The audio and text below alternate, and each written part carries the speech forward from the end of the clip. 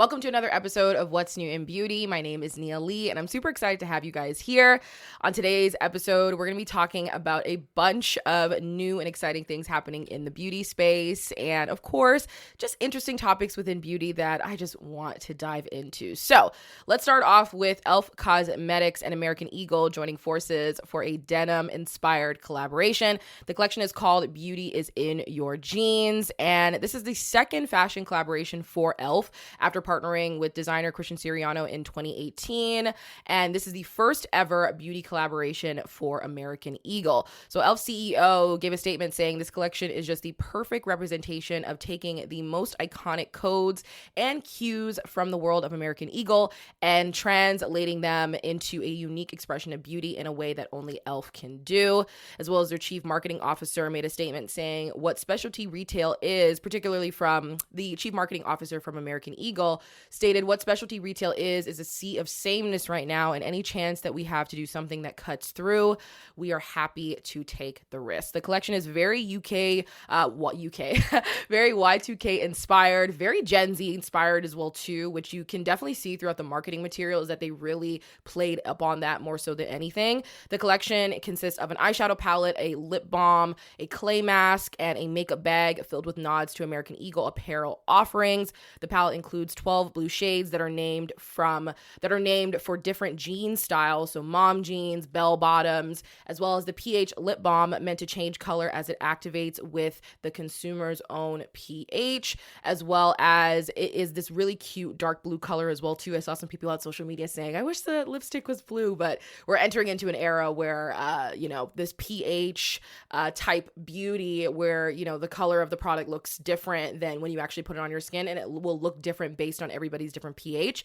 Also, shout out to Youthforia for really kind of putting that at the forefront. I feel like so many brands have entered into this space since then. I'm not saying that Youthforia were the people that created it, but they definitely were that newer, very Gen Z focused brand that put that out into the forefront with their blush. And so a lot of brands have followed suit, like Kylie Cosmetics and now of course e.l.f. Cosmetics, as well as the clay mask is designed to be used on the face and butt, while the makeup bag is made to look like a pair of the brand's jeans. It's a curated wardrobe, a beautiful blend of all colors and unique shadow for everyday looks, says of course the e.l.f. CEO. And Gen Z likes to have a good time and they like to experiment, so we wanted to bring forward both innovation and dynamicism into both of their worlds. Of course, e.l.f. created this cute, cheeky, pun intended, social media friendly campaign in collaboration with, of course, American Eagle, saying take a Belfie, which is again a butt selfie, as well as asking users to post a picture of their e.l.f. x American Eagle makeup looks, a song alongside a Belfie in AE jeans. The brand is also rolling out a Take a Belfie song and filter on TikTok and Instagram, which is something e.l.f. typically likes to do. I noticed that they like to add a fun, there's launching the product, but there's also a launch to social that is very dynamic and different, and per the course of what e.l.f. has done in the past. But I love that they continue on with that as well too, and they understand it's not necessarily just about launching a product and putting it out into the stores and online, but we have to create a buzz on social media that's almost separate in a sense to what's going on in stores, but also again everything is working in conjunction together. And so the collaboration is now available, of course, on e.l.f.'s website, on American Eagle's website, and of course select American Eagle stores. Again, e.l.f. has really just been killing it. I mean, they most recently tapped Jennifer Coolidge for their first ever Super Bowl commercial, and they also partnered with Meghan Trainor for a glowing winter campaign. And, prior to this, I've talked about e.l.f. in the past, how they have, they've collaborated with Twitch, they collaborated with Chipotle, and everybody thought it was a joke, but everybody loved it. And e.l.f. to me is a brand that gets it. They are, and I wouldn't even necessarily call them a Gen Z brand, but I know they've heavily focused on that market, that, teen, school. We want to be a part of your journey as you kind of, are figuring out and exploring skincare and makeup and such like that. And I feel like they've hit it. Everything that they put out, everything that they collaborate with, everything that they do just makes sense. And to me, what I love about e.l.f. is that they are collaborating with brands that you never would think that a beauty brand would collaborate with, a jean, a household name jean company, let alone a brand like Chipotle, or let alone like a living icon like Jennifer Coolidge. And to me, it's just, I love to see it. e.l.f. is just always on the money. They're not afraid to get, fun with it. They're not afraid to, step outside the box. And speaking back to what the American Eagle CMO stated about, specialty retail being in this sameness, so much of even just American Eagle, like American Eagle has honestly taken on a life. And I realized this when I was working in an agency a year ago, or a couple of years ago now, I believe, where, everybody was talking about American Eagle, and there was this huge just love of American Eagle over on TikTok, and particularly people who were teens, but also kids who were like in, maybe their first year of college or certain things like that, like wanting affordable, pretty much affordable jeans to wear that looked good, everything from jeans to shorts and the whole nine. And I grew up with American Eagle, I think as most of us did, and saw, how certain brands, were choosing to market to, an older generation or just an older type of adult person. And slowly but surely, things have now shifted to wanting to focus a little bit more on a younger generation, but also the teens as well too. And I was watching a video today as well about how it feels like, young adults, teens, kids can't feel like kids anymore. And I'm going to talk about that a little bit later, but I think in this situation, e.l.f. just always hits it on the money, and they've really cornered on wanting to be the face of, this very on the money, we're a brand that cares about innovation. We're also a brand that cares about being different than what everybody else is doing. While other celebrities and other beauty brands are collaborating, e.l.f. is like, we're going to collaborate with Chipotle or we're going to collaborate with American Eagle, which has always been a household name. And they're attaching them, and they're going to collaborate with Twitch. Like, they're going to do these things that are part of the conversation and a part of what's going on. And, like I said, American Eagle has had a resurgence among Gen Z, and it just makes sense for TikTok to go ahead and do that. And it doesn't really make sense, immediately, because you're like, how does that work? But if you see the marketing, if you see the products, whoever is behind just putting together just these campaigns and these collections honestly deserves a raise, because everything just makes sense. So shout out to e.l.f., shout out to American Eagle. And if you guys end up trying the collection, definitely let me know. Alrighty, so let's talk about this genderless brand, this new brand that launched called Good Weird, with Evan Mock as the creative director. And I actually had to Google who Evan Mock was, because I didn't, I wasn't familiar with him, but I found out that he was a skateboarder, pretty popular skateboarder turned actor. And so Good Weird itself is designed to help you put your best face forward. It's the beauty industry's latest brand that offers fresh, genderless approach to beauty. Again, backed by Evan Mock, who is the skateboarder turned actor. Pretty big deal, really cool guy. I watched an episode of Sneaker Shopping with him, and he seems like a cool dude, who quickly signed on as creative director, pretty much his first foray into the beauty space, but he did it quite quickly as well too, which I thought was really dope, after identifying with the brand's mission of functional beauty. So started by the co-founders Stephen Yassine and John Wormser, two self-proclaimed skincare aficionados who met in college. The idea began when one of them essentially had a breakout, and they were looking for something to get rid of the blemish while covering it up. Searched the market. There was no brands that he felt really resonated with him. And after feeling disconnected from the shopping experience, they essentially teamed up together to create their solution, which is Good Weird. And so Good Weird's products are intentionally developed and formulated for them to be simple to use, no tools needed, and have this essential functional approach where you're getting both a cosmetic payoff as well as benefits from a skincare item. And Evan Mock actually stated, Good Weird has an original approach to beauty. It's an unconventional brand that's breaking barriers and thinks for itself. And he also said, as creative director, I'll be able to showcase my skills behind the camera on future campaigns and products. And we really want to build a community around Good Weird and change the conversation around who we can and can't explore, around who can and can't explore the beauty aisle.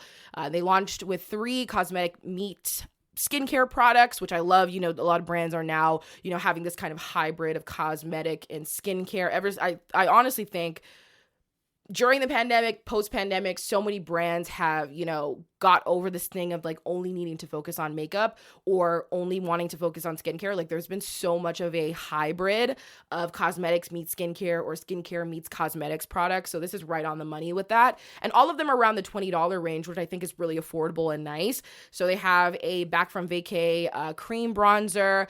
They have something called Balmy Weather, which is a tinted moisturizer stick suitable for, you know, all over the face. And then they have something called Cold Brew, which is a depuffing under eye serum. So, I mean, I love this just right off the bat. I mean, we're entering into a wave as well where we're tired of beauty being so specific to a specific gender, orientation, even, you know, race, color, however you want to put it.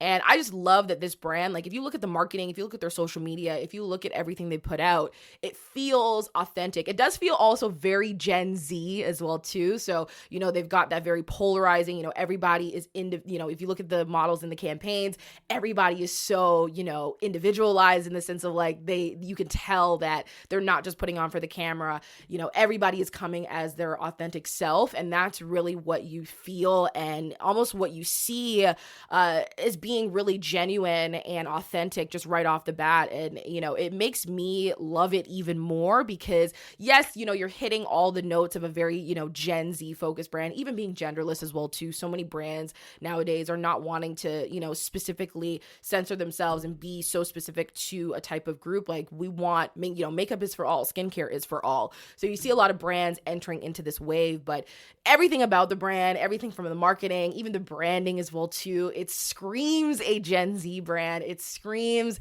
wanting to be different and cool. And what I'll say to this as well too is when I see a lot of brands launch that are very similar to Good Weird, right? And I love what they're doing, but I do feel like when you have brands that have this particular look, and even someone like an Evan Mock, who is, you know, supposed to be this kind of cool, laid back guy, you know, he's from Hawaii, he's a skateboarder turned actor. There's a certain level of coolness that comes with, you know, even kind of being the face of a certain brand. And what I think is an interesting thing to, you know, really dive into is when brands want to come out and say that they're genderless and, you know, we want to be different from what's out there and we don't really find anything that really represents us.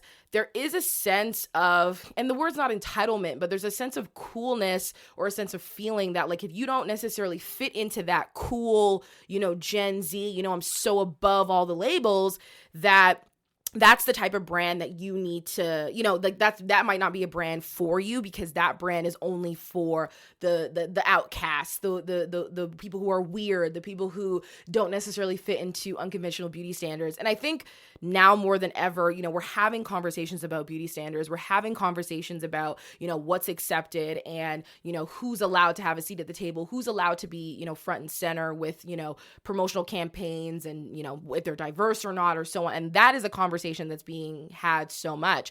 My whole thing with that is yeah, there's a sense of that. There's like a feeling of if I'm not cool enough, I might not be able to even try this brand because this brand seems so cool and I don't know how to approach it, which is fine because I think every brand does that in their own way. And so, you know, Good Weird is allowed to do that as well too. But I also think there was another point I was going to make and now it's completely escaping me. But long story less long. I mean, I love what Good Weird is doing. I love that they also launch with 3 products as well too. Not too many SKUs, which is always great. This gives them an opportunity to, you know, put something out. You know, you've got a complexion product, you've got something that is a bronzer, you know, summer, spring is coming up, so that makes sense. And then an under eye serum is always great as well too. And all of these products are very, you know, they can be used honestly by anybody. Again, talking about the cosmetic payoff with the benefits of skincare. So it's good for you, but it's also giving you that cover up that you need as well. And again, I remember my point now with certain brands that are like this, that put out this marketing and put out this statement, certain things like that. I understand where they're coming from and I love it, but I do find that some of these brands that launch sometimes rely heavily on this feeling of being different and only being something of, we're different, so not everyone's going to get it type thing. And I feel like sometimes that can make people feel excluded from the situation. But again, everybody, that's not particularly in the marketing whatsoever, but it does give off this feel of, again, if you're not cool enough, you might not be into good weird type thing. That's just my only thing with it. And what happens when brands act too cool for school, they're not relatable. And that's the thing. Like, I hope to see with Good Weird that they lean heavily, because right now I've seen that they've leaned heavily, or is that the word? They've leaned heavily on, I don't even think leaned is the word, but they've dived fully into this feeling of, we want to be a brand that's associated with Evan Mock, right? Who is a celebrity. I saw they also posted something else with another celebrity as well too. So I just hope it's not one of those brands that still feels like it's very celebrity adjacent focused, that only a certain type of people can use these products, versus the, because most people within the beauty space who are buying, beauty and skincare products are not celebrities, right? We're all regular people that want to feel very similar, like, to these celebrities in a certain way, not necessarily look like them or be like them, but we want to feel like them. And I just hope that they don't exclude themselves too much with wanting to be too cool for school. It's so Gen Z focused that they forget that the average Gen Z customer doesn't necessarily give a shit about being cool, but they care about being seen, and they care about stories, and they care about community, and they care about coming together and having authentic, real conversations. And so I hope with having all the cool, eccentric people in your marketing, the diverse people in your marketing, that's just not a marketing ploy, and they're actually going to do the work to ensure that those individuals who are quote unquote seen as weird or outcasts within the beauty space are actually put to the forefront, and it's not performative. That's just my only thing. Because right now, everything's looking good. They're checking all the Gen Z boxes, everything from the branding, everything from looking futuristic, everything from even just this whole idea of functional, beauty meets skincare meets cosmetics, all of it. They're hitting even having the celebrity as a creative director, they're hitting all the marks. But I just hope and pray that they don't, stay so much in there and, say, oh, because we're Good Weird, we only want to associate with that. Because that feels very, and I don't know if elitist is the right word, but it does feel very, like there's an exclusion type of thing going on there. So hope and pray for that. I loved everything about the brand as well too. If I end up trying the products, of course, I'll let you guys know, but outside of that, congrats to Good Weird for launching, congrats to Evan Mock, and of course the founders of the brand for launching just a really cool brand as well too. I definitely see it sticking around for a minute. So last but not least, I had to talk about this because I honestly can't even believe that this is happening, but I can believe it as well too, because it's just what the family does. And so this is all about North West, essentially setting to launch a skincare line, a beauty collaboration, a beauty collection. Who knows? I also just want to preface this by saying that North West is 9 years old at this time of recording. So yeah, 9 years old, y'all. So in early March, Kim Kardashian, under her company, Kim's a Princess Inc., filed 4 trademarks under her daughter North West's name. The trademarks were for toys, general merchandise, advertising purposes, entertainment in the nature of providing information, as well, entertainment, pop culture, as well as skincare. And so according to Jezebel, North skincare trademark, which was filed on March 10th, states that it's for the purpose of non-medicated skincare preparations, skin moisturizers, skin lotions, skin creams, skin cleansers, and serum like face oils, body oils, bath and shower gels, bubble bath, body powders, right? The whole gambit, as well as nail care and hair care are included in the trademark as well. Since trademarks don't expire and are valid for as long as the owner makes use of them, the filing could simply be essentially setting up a business for North in the future when she is no longer 9. As well as according to Allure, preemptively filing trademarks on behalf of their children is a Carr-Jenner family tradition. All of North's siblings have scores of trademarks registered in their names. Kylie Jenner has been laying the groundwork for her 5-year-old daughter's forthcoming retail empire called Stormy World. interesting, since the child's first birthday, as well as copywriting North's name in various categories now will actually grant her the freedom to use or not use it for branding purposes later. It's entirely possible that essentially the family is registering these trademarks for businesses that North hopes to pursue in a few years down the line when she's a teenager. And as well, just to give you a little bit of preface, North's and Kim's joint TikTok account boasts 15.4 million followers, probably millions and gazillions of views.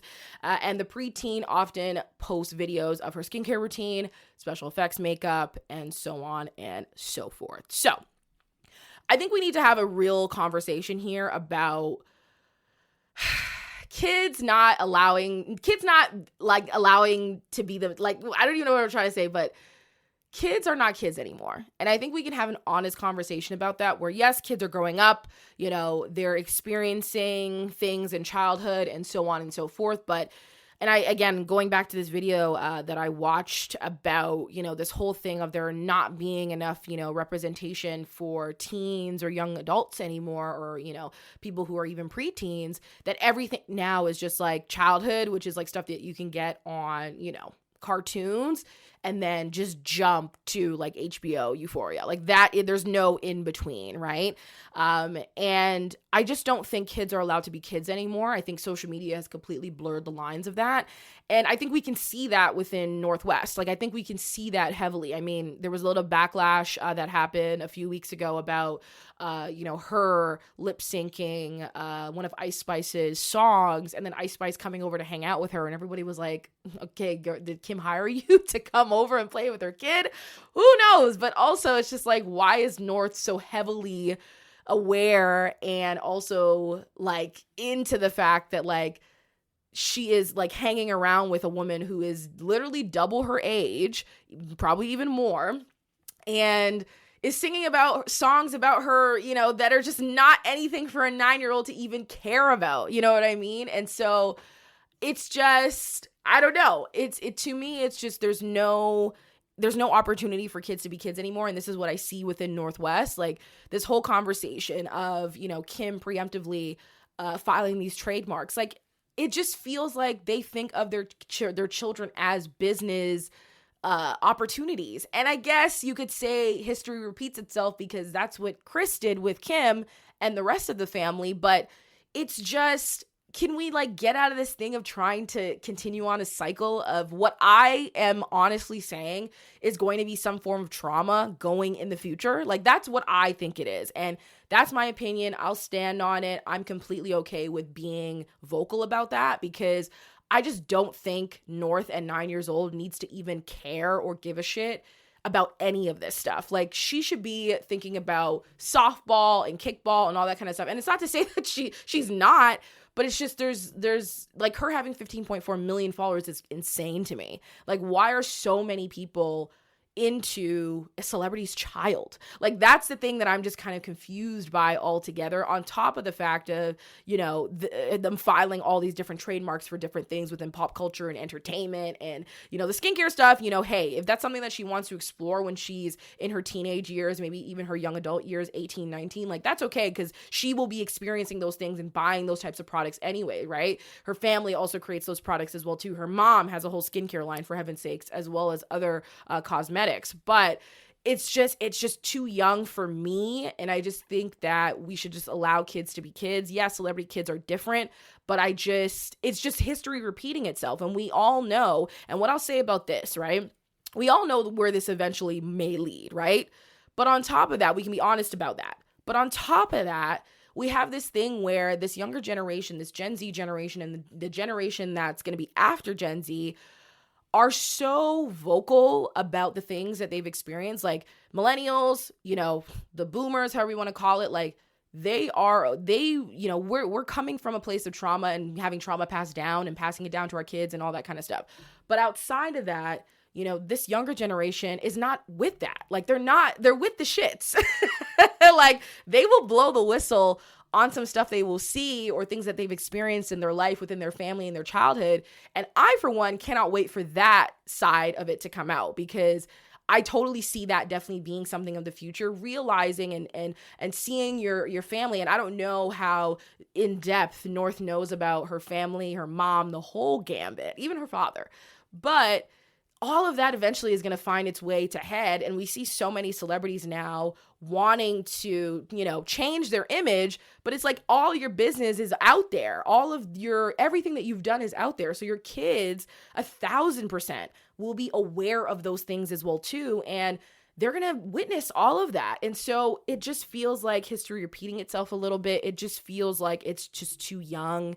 And again, it's news because it is Kim Kardashian and it is her child, but she's 9 years old. Like the thing that she has to be focusing on is like, what am I going to wear the next day to school? Like what, whose house am I going over for a sleepover, or who, like, what, like that stuff, you know what I mean? Like playing board games, for heaven's sakes, my goodness. And, you can call me a judgy McJudgerson or whatever the situation is, but I just think it's too young. And I get it, maybe, hey, let's do this preemptively so that we can get these things in order. But it just, like, right now, it just doesn't seem like it's a conversation, like, because I don't think Kim is having this conversation with North at 9 years old saying, I'm filing a trademark for your future businesses. What 9-year-old gives a shit about that? Not like nobody, you know what I mean? Like I have a 14-year-old cousin who, if I talk to her about even something a little bit serious, she's like, this is too much for me. So at 9 years old, what does North give a shit if her mom is filing 4 trademarks for her underneath her name about skincare and nail care and hair care and entertainment and pop culture? Like, why would she even care about that? It seems to me like it's something that should have had a conversation when she was a teenager, because I don't think there's an age limit on filing a trademark. To me, like, I just don't think there's a thing of like, yeah, we have to file it when she's 9 or else we lose out on something. What, you file it when she's older, when she maybe has a choice about if she even wants to enter into this space that you and your family have? At 9 years old, her frontal lobe isn't even developed fully.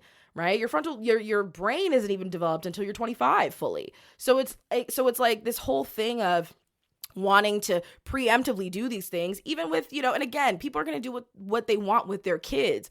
I'm not here to police any of that. But I just think at the end of the day, like there's so many other things that could have been on the table. I know North had done a Roblox collaboration as well too, and that made sense. And there wasn't any huge uproar about that. If anything, that's what the kids are enjoying. That makes sense. But to worry about all this stuff right now at 9 years old, when like, yeah, she's doing skincare and special effects makeup on Instagram, but it's like, yeah, kids go through phases where they experiment with stuff and then they get over it and they experiment with something else. You know what I mean? But again, there is a pressure with this younger generation, this Gen Z generation who, wants to look older and is trying out, makeup at an early age. Everybody used to say there's no glow up. There's no glow up era. Like everybody's already grown up. You know what I mean? Like I remember, when by the time you're like 8 or 9 to when, you're in your maybe 14, 15. Yeah, there's a bit of a glow up situation. There's no glow up. The kids in 7th grade, 6th grade, 8th grade already know how to do a full beat, know how to lay a lace front, and are already, showing a little bit of midriff. And hey, like, people can say that is normal and that's what today's society is, but I just don't think that's normal. And at 9 years old, North shouldn't even be care about any of this stuff, and Kim shouldn't even think that North should be caring about any of this stuff. Like, she's thinking about it from a business perspective. And again, whatever you experience in your life, whatever you experience when you're young and in your childhood always rears its head as an adult. So for Kim, she probably thinks she's doing what's best. Every parent thinks they're doing what's best for their kid until their kid tells them, that's not what's best for me. You know what I mean? And I don't know. I'm hoping that North puts her foot down and says, this is not for me, and says, this is not, I don't care about any of this. I actually want to be a marine biologist and just stunt and save our planet and our universe from literally dying. I hope that that's something that she cares about as she gets older, because this stuff to me just, it just feels soul sucking. From 9 years old, you should not be thinking about any of this stuff. Like, you should be thinking about your next Roblox collaboration, or again, doing a puzzle, or hanging out with friends, going to an amusement park, something else. And again, people could sit there and say, oh, well, it's all fun and games. Well, it's all fun and games until the kid reaches 14, 15, 16, 18, 25 until they're honest about all the things that they've experienced and they say, you know, I hated all of that. And we see those stories happening more so than often in today's age. So can we imagine what's going to happen in the next 10 years? Can we imagine what's going to happen in the next 20 years? Everybody's going to be honest about what it is that they've experienced. And I just think it's too young for me personally. So all that to be said, y'all, thank you so much for joining me for another episode of What's New in Beauty. As always, I appreciate everybody for listening, and I will catch you in the next one.